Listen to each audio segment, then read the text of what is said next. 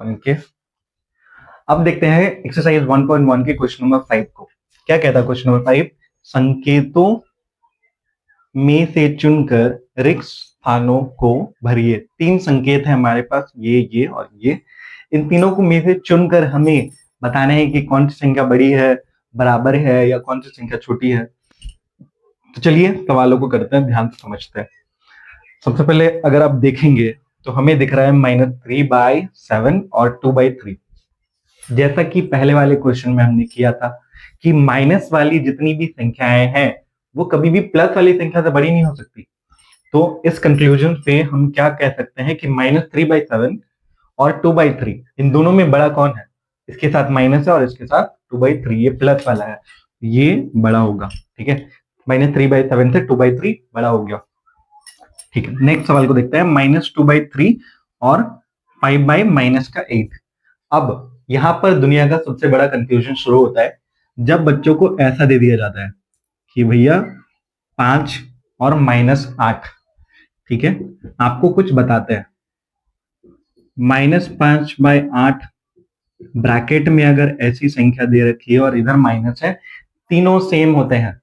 ठीक है, अगर आपको दे रखा है 5/-8, ये -5/8, ये और 5/8 ब्रैकेट के बाहर जो माइनस होता है वो तीनों सेम होते हैं।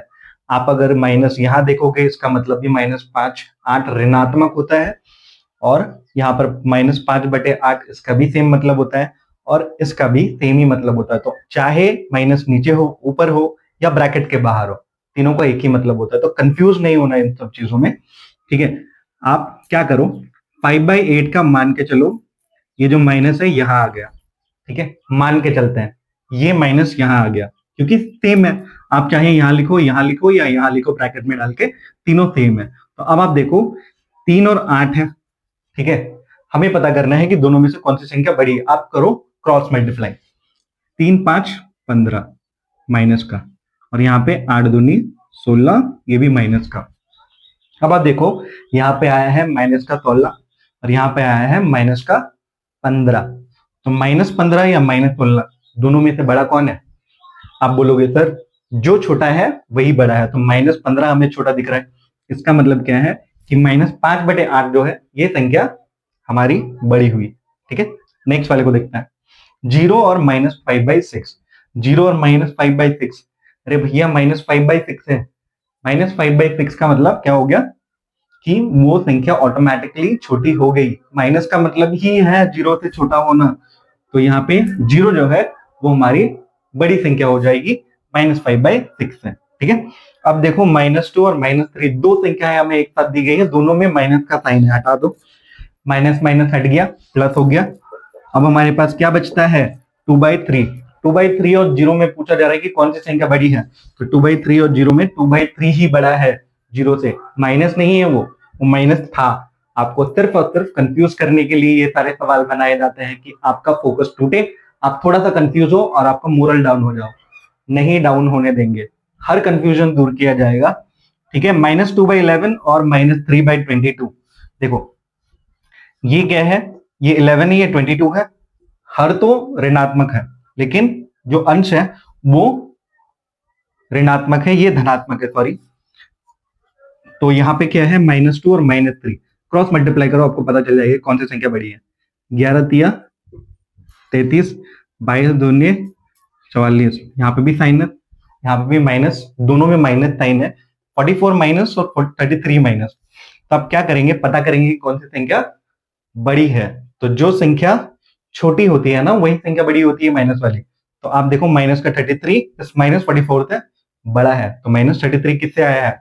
-33 इससे आया। तो ये वाली संख्या -2/11 से -3/22 जो है वो संख्या बड़ी हुई। ठीक है, अब है हमारे पास 1/-3। जैसा कि मैंने यहाँ पे बोला कि या तो माइनस यहाँ रखो, या तो माइनस यहाँ रखो, या फिर ब्रैकेट के बाहर रखो। जहां भी माइनस रखोगे वो सेम ही होना है। तो माइनस आप यहाँ लेके आ जाओ।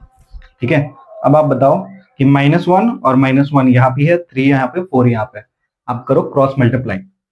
3 1 3 यहाँ पे आएगा -3 और 4 आएगा -4।